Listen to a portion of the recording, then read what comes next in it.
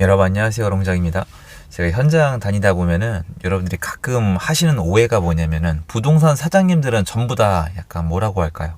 저 같은 사람들일 수 있다고 생각을 하시는데 전혀 그렇지 않고, 부동산 사장님들 중에서도 부동산 하락해야 된다, 그리고 뭐 전세자금 대출 이런 거 없애야 된다, 그리고 갭 투자 완전 투기다, 이런 분들 상당히 많아요. 그리고 그분들 말에도 다 논리가 있단 말이에요. 왜냐면 본인이 하시는 일은 그냥 중개일 뿐이거든요.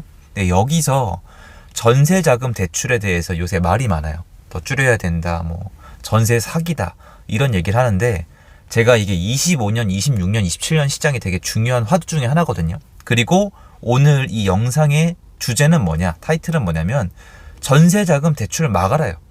막아봤으면 좋겠다라는 게 제 의견이에요. 그걸 한번 제가 쭉 말씀을 드려볼게요. 그리고 제가 여러분 뵙고 싶어서 26일날 서울에서 오프라인 특강을 하고요. 자세한 내용이나 신청은 아래 링크 통해서 확인을 부탁드릴게요. 저한테 정말 자주 하시는 말씀이, 전세자금 대출만 없었으면은 투자도 없고 이런 상승도 없었다, 이런 얘기를 하세요. 맞는 말일까요? 틀린 말일까요? 맞는 말이에요. 전세자금 대출은 부동산 상승에 분명히 상당히 큰 영향을 줬어요. 투자는 물론 다른 방향으로 가능을 했겠죠. 그러면 이 전세자금 대출은 언제 생겼을까요? 이명박 정권 때 생겼습니다. 2010년도에. 처음엔 조그맣게 시작을 했는데요. 뒤로 가면서 이 총액을 늘렸어요. 한도를 늘렸고요. 금리도 굉장히 좋았어요. 그런데 이건 제가 강의 시간에 많이 말씀을 드렸지만, 그 당시에는 그렇게 한 이유가 있었고요. 그 이유는 얘기가 너무 길어져요. 이거 이명박 그 당시의 부동산 정책을 다 말씀드려야 되거든요. 핵심 키 중에 하나였어요. 근데 그거 말고 이게 왜 받아들여졌냐, 이 국민들의 어떤 이해를 구한 거예요. 국민적 합의가 있었던 부분이에요. 처음부터 별 반발이 없었고 국민들이 좋아했어요. 왜 그랬냐, 전세자금 대출을 풀어주면은 누가 혜택을 보죠? 전세를 들어가는 분들이 혜택을 보잖아요. 전세를 들어가는 모든 사람이 혜택을 볼 수가 있었단 말이에요. 점점 더 이 범위가 넓어진 거예요. 이 사람들은 무주택자이거나 서민분들이에요. 그러면 나쁠 게 없잖아요. 그리고 이게 정말 점점 더 한도가 늘어나다 보니까 어떤 일이 생겼냐면은, 실제로 사람들의 주거 질이 올라갔어요. 다 좋다는 뜻은 아니에요. 지금 좋게 포장하자는 게 아니라 실제 일어난 일이고, 오늘날까지 영향을 미쳐서 꼭 알아두셔야 돼요. 이 사람이 등급이 A급, B급, C급이 있으면 C급에 살아야 될 사람이 B급지에 들어와 살고, B급지에 들어와 살 사람이 A급지에 들어가는 거예요. 왜냐면 월세 낼 돈 대신에 싼 이자를 내면은 전세자금 대출을 이용해서 전세로 좋은 아파트, 새 아파트, 좋은 동네에 들어가 볼 수가 있었단 말이에요. 그러니까 얼마나 좋아요. 그러니까 국민들이 오케이 하면서 이걸 받아들여서 인기가 좋으니까 계속 늘린 거예요. 물론 이게 부동산 시장에 자극을 줄 수 있었고 추후에 많은 자극을 줬죠. 그래서 전문가들이 이거 때가 되면은 점차 줄여야 된다고 얘기를 했어요. 제가 이게 언제 시작됐다고 말씀드렸죠? 2010년도에 시작이 됐죠. 지금 2025년이에요. 사람들이 15년 동안 이 혜택을 누린 거예요. 이 혜택이 뭐예요? 내 능력보다 더 좋은 주거지에 들어가서 살 수 있는 거예요. 저렴한 가격에. 만약에 전세자금 대출을 막잖아요. 그러면 이 줬던 혜택을 뺏는 거예요. 자, 이것 때문에 중간에 이걸 못 멈춘 거예요. 여러분, 정치는 인기예요. 약간 연예인이랑 비슷한 면도 있잖아요. 그런데 사람들한테 줬던 혜택을 뺏으면 어떻게 됩니까? 근데 이 대상이 누구예요? 부자도 아니고 다주택자도 아니에요. 부자랑 다주택자는 때려 죽여도 돼요. 왜 그런지 아세요? 이유는 하나예요. 왜 그럴까요? 소수니까. 국민이 아니에요. 그러니까 인간이 아닌 거죠, 여기서는. 그러니까 주워 밟아도 별 얘기가 없어요. 항상 정치라는 거는 다수의 표를 얻고 소수를 희생시키는 적이 많아요. 하지만 이건 아니죠. 전세자금 대출, 이건 아니죠. 한국에 있는 정말 수많은 세입자들에게 더 하급지로 내려가라는 거예요. 또는 더 비싼 월세를 내라는 거예요. 그래서 제가 말씀드리잖아요. 이번 정권 이거 못해요. 뉴스 겉핥기로 전세자금 대출 막는다는 얘기를 저한테 자꾸 하시는데 근본적이지 않아요. 그냥 약간 규제를 하는 것처럼 보여지는 거지 없애거나 막지는 못해요. 그리고 전세자금 대출을 이제 와서 15년 동안 냅뒀다가 막으면 어떻게 되냐면 지금 엄연히 따지면 빌라 전세 시장이 망가진 거잖아요. 보증보험 한도액 때문에. 전세를 망치면 그 시장에 어떤 일이 일어나는지 여러분 보셨잖아요.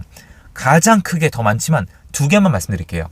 첫 번째, 역전세가 일어나요. 근데 한국은 역전세를 어떤 단어로 바꿨냐면은 짜자잔 하면서 전세 사기. 전세 사기꾼으로 다 잡아 넣어야 돼요.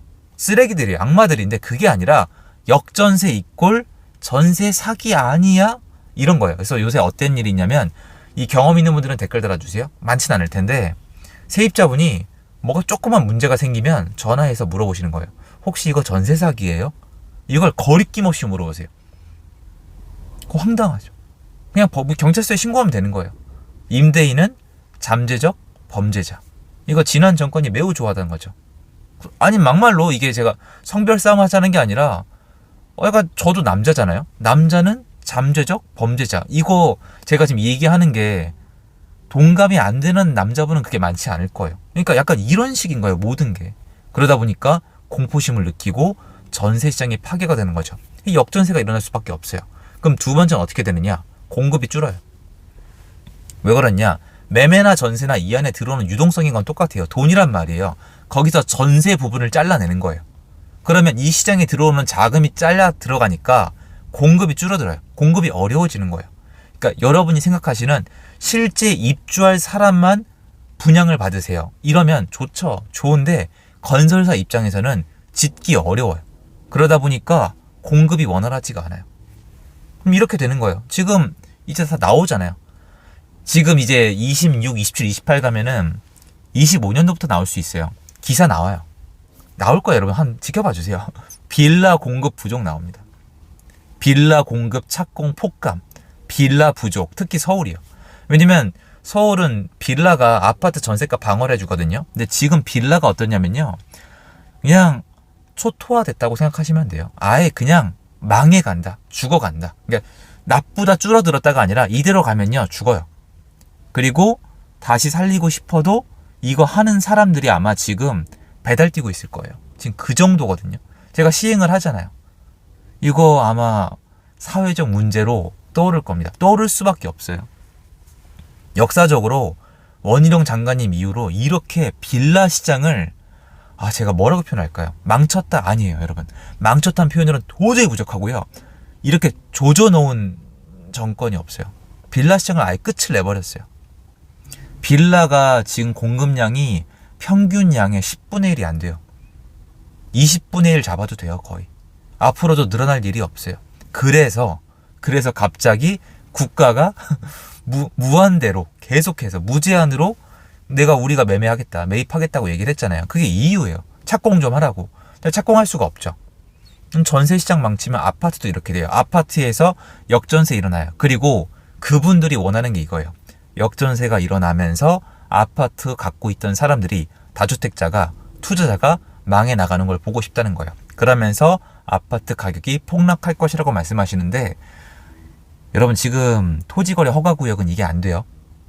토지거래 허가구역이 지금 지난 2년 반 동안에 갭 투자를 완전히 전면 차단했고 대출도 제대로 안 나왔고 다주택자는 사지도 못했는데 그 지역들 지금 폭등했어요. 이거 어떻게 설명할 거예요? 전세 대출을 막는다고 역전세가 난다고 무조건 이게 내려가는 게 아니에요. 내려가는 타이밍이 나와요. 왜냐면 아파트를 두고 사람들은 월세, 전세, 매매 중에 선택을 해야 돼요. 왜냐면 집은 꼭 필요하거든요. 근데 여기서 전세를 선택할 사람을 끄집어내면서 전세를 공급하는 사람을 망치는 거니까 요것만 정리가 되면 돼요. 빌라도 마찬가지고 지금 서울의 주요 지역 있죠. 거기도 이미 결과가 나와 있어요. 그 이후에는 어떻게 되겠습니까? 전세가 아니라 그 수요가 월세나 매매로 가야 돼요. 제가 말씀드린 지 꽤 오래됐어요. 수업 시간에. 요거는 2년 정도 된 것 같아요. 그럼 어떻게 돼요? 우리 상상 밖으로 월세 매매가 더 오를 수도 있어요.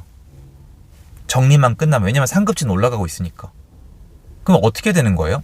역전세 일어나고 공급 물량 줄어들어서 일부 이 투자자랑 일정 기간 동안에 힘든 사람은 나와서 누군가 꼬셔 하겠지만 이후에는 더 폭등.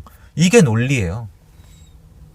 그러니까 전세자금 대출은 적정선에서 사고가 안 나는 선에서 잘 활용하거나 좀 줄이면 되는 거지 없앨 수 있는 게 아니에요. 정치권도 이걸 할 리가 없어요. 어려워요.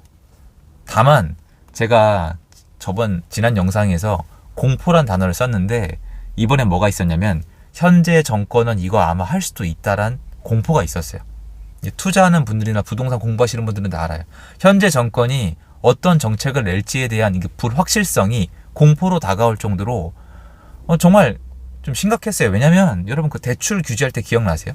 24년도 7월달, 8월달, 9월달 3개월 동안 7월 말부터 9월 초까지 사실 8월달에 다 정리가 됐는데 이랬다 저랬다 이랬다 저랬다 이거 진짜 그랬어요. 규제 한다 그랬다 말았다 그랬다 한다 그랬다 말았다 이거를 왔다 갔다 5번씩 했어요.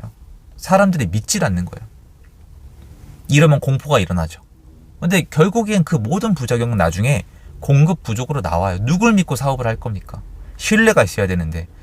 그리고 이렇게 신뢰가 상실된 상태에서 만약에 부동산 자체의 수급 분위기가 상승 쪽으로 가버리면은 그때는 이제 규제가 안 먹혀요.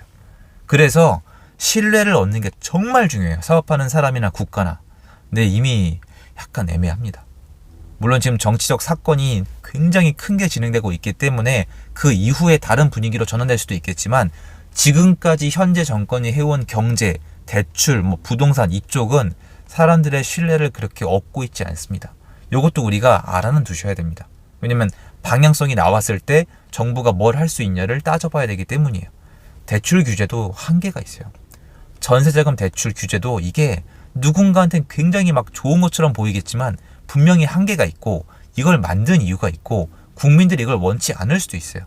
그래서 전세자금 대출에 대해서 계속 말씀을 하시는데 저는 이거 약간 규제하는 척, 약간 겁주는 척, 혜택을 좀 줄이는 것까지는 모르겠지만 없애거나 심각하게 틀어막는 건 이미 어렵다고 봐요. 현재 정권 스탠스가 그렇지가 않습니다. 그래서 여러분들이 생각하는 것처럼 갑자기 이제 25, 26에 잘 가다가 전세자금 대출을 완전히 막아가지고 시장이 또 1년 꼬꾸라진다. 이거는 어렵다고 보고 있습니다. 그래서 그거를 알아두시면 여기저기서 좀 듣고 걱정하시는 분들이 계시던데 좀 도움이 되지 않을까 하는 마음에 영상을 준비해봤습니다. 영상 여기까지고요. 좋은 하루 되세요. 감사합니다.